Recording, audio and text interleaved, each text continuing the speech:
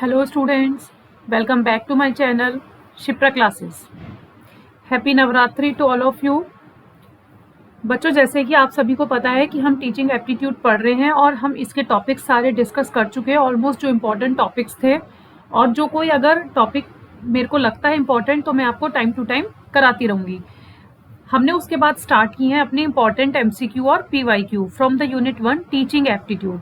तो 10 क्वेश्चन मैं आपके साथ डिस्कस कर चुकी हूँ और नेक्स्ट 10 क्वेश्चंस मैं आज आपके साथ डिस्कस करने वाली हूँ, जिसमें मैं स्टेटमेंट के क्वेश्चंस भी लेकर आई हूँ, स्टेटमेंट 1 एंड स्टेटमेंट 2। मैंने आपको बताया था कि स्टेटमेंट्स के क्वेश्चन भी हम करेंगे और असर्शन रीजन के क्वेश्चंस भी हम करेंगे। तो चलिए स्टार्ट करते हैं हम अपना आज का discussion from the question number 11। 10 question हम डिस्कस कर चुके थे, प्रीवियस वीडियो आप मेरी चेक कीजिएगा। Now today we will discuss from the question 11. What is the question 11? Which of the following teacher competency belongs to the domain of personality and attitude?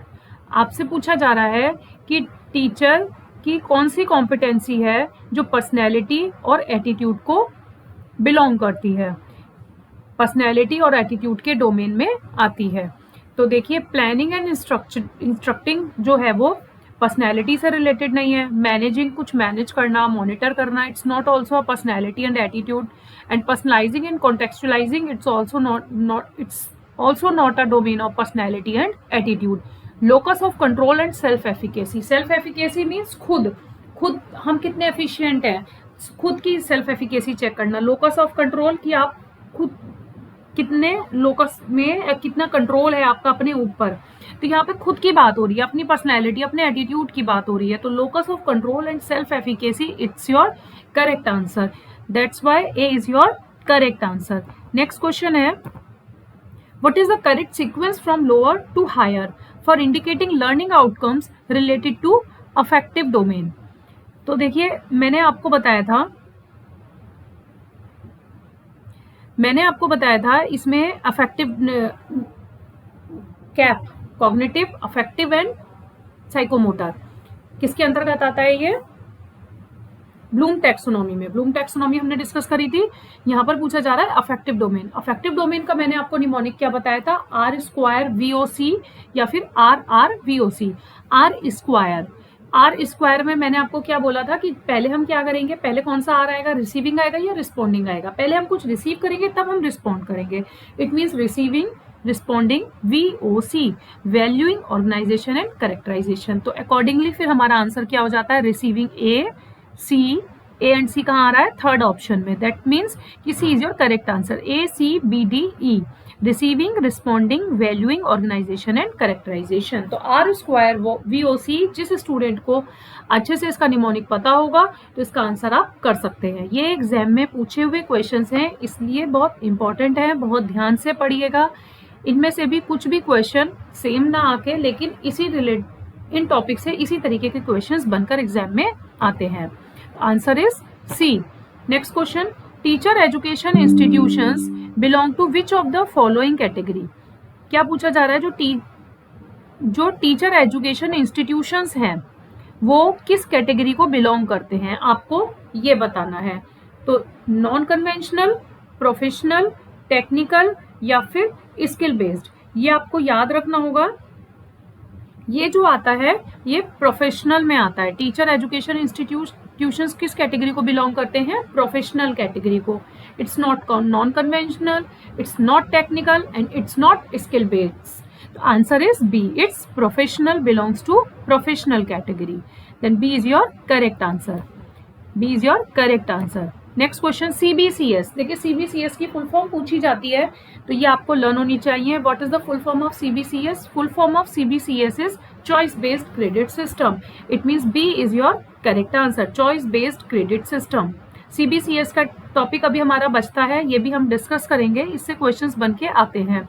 तो first of all आप फिलहाल ये याद रखिए कि what is the full form of CBCS। CBCS की full form क्या है? Choice based credit system. B is your correct answer. B is your correct answer.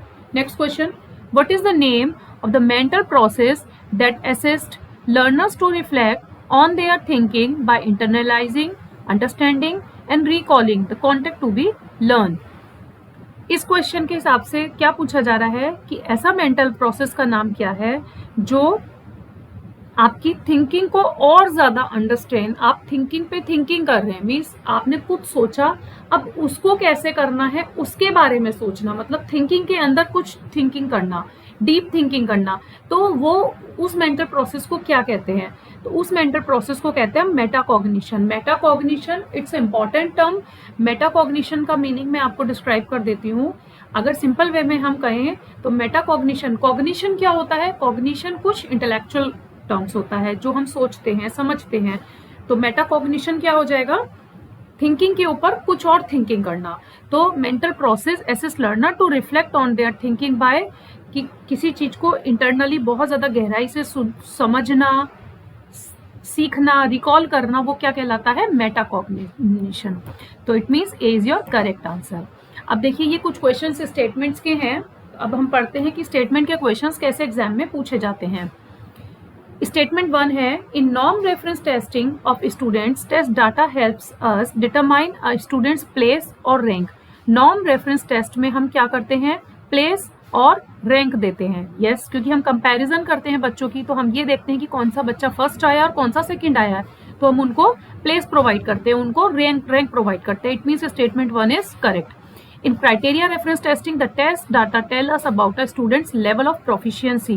Statement 2 में हम क्या करते हैं? क्राइटेरिया रेफरेंस टेस्टिंग में हम क्या करते हैं? प्रोफिशिएंसी चेक करते हैं। यस, तो मैंने आपको ये दोनों टर्म्स बताए थे कि जहाँ प्लेस और रैंक आ जाए वहाँ पे हम नॉर्म रेफरेंस टेस्टिंग देखते हैं, जब प्रोफिशिएंसी की बात की जाए तो वहाँ पे हम क्राइटेरिया रेफरेंस टेस्टिंग देखते हैं। It means both the statements are true. तो A is your correct answer. A is your correct answer. Next question, A teacher should ensure that learning is shifted away from the rote method. क्या teacher को ऐसा करना चाहिए कि जो रटने की विधि है उससे लर्निंग को हटा देना चाहिए, मीन्स रटाफिकेशन या रोट मेथड नहीं करवाना चाहिए बच्चों को। यस, ये तो करेक्ट है। रटना एक सही मेथड नहीं होता है कुछ सीखने के लिए, समझना चाहिए। तो teacher should ensure that learning is shifted away from rote method. It is correct. A teacher should connect knowledge to life outside the school. क्या टीचर को स्कूल से बाहर की नॉलेज से भी कनेक्ट करके बच्चे को कुछ सिखाना चाहिए? यस, क्योंकि जब वो एक्सपीरियंस लेगा किसी चीज का अपनी डेली लाइफ रूटीन से या फिर आउटसाइड द स्कूल जाकर अपनी नॉलेज को कनेक्ट कर पाएगा कि वो जो सीख रहा है तो वो अपनी किस तरह से पर्सनल लाइफ में उसको इन्वॉल्व कर सकता है, तो वो एक अच्छा लर्निंग प्रोसेस कहलाता है। तो इट मीन्स यहाँ पे भी दोनों स्टेटमेंट हमारे क्या हुए? True. Both the statements are true. It means A is your correct answer.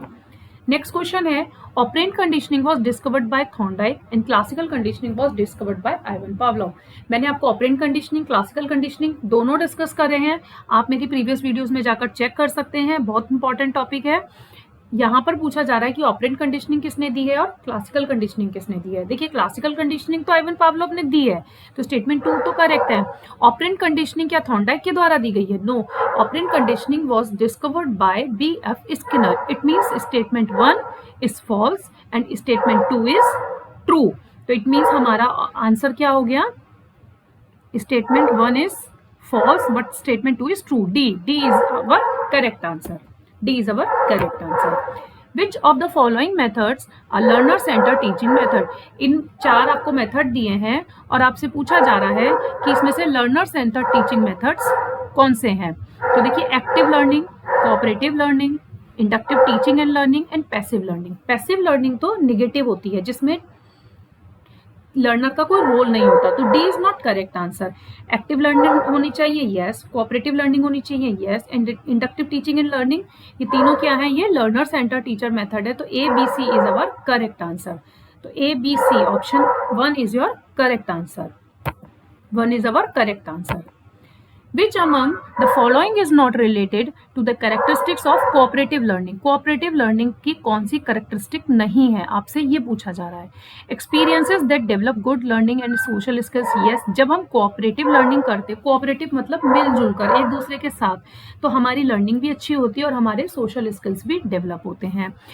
Building positive relationship with students, yes, हमारे स्टूडेंट्स के साथ पॉजिटिव रिलेशनशिप भी डेवलप होती है। Provide individual attention and assistance to one another, और हम एक दूसरे को अटेंशन भी देते हैं।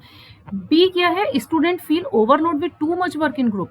क्या स्टूडेंट्स जब ग्रुप में काम करते हैं तो वो अपने आप को बहुत ज्यादा ओवरलोडेड महसूस करते हैं? नो, ओवरलोडेड महसूस नहीं करते, बल्कि वो अच्छे से सीखते हैं। तो B is not a characteristic of cooperative learning, it means B is our correct answer. तो ये हमारे आज के कुछ क्वेश्चंस थे। 10 क्वेश्चंस मैंने आपके साथ डिस्कस किए हैं। आई होप आपको समझ में आए होंगे। प्लीज कंटिन्यू वीडियोस देखते रहिए। अपकमिंग एग्जाम के लिए आपके लिए बहुत इंपॉर्टेंट मैं वीडियोस लेकर आने वाली हूँ, तो इसलिए कंटिन्यू मेरे चैनल पे बने रहिए। लाइक शेयर एंड सब्सक्राइब करके रखिए ताकि कोई भी नोटिफिकेशन आपसे मिस ना हो। एंड अगर वीडियोस पसंद आ रही हैं तो लाइक शेयर सब्सक्राइब जरूर कीजिएगा। And thank you for watching.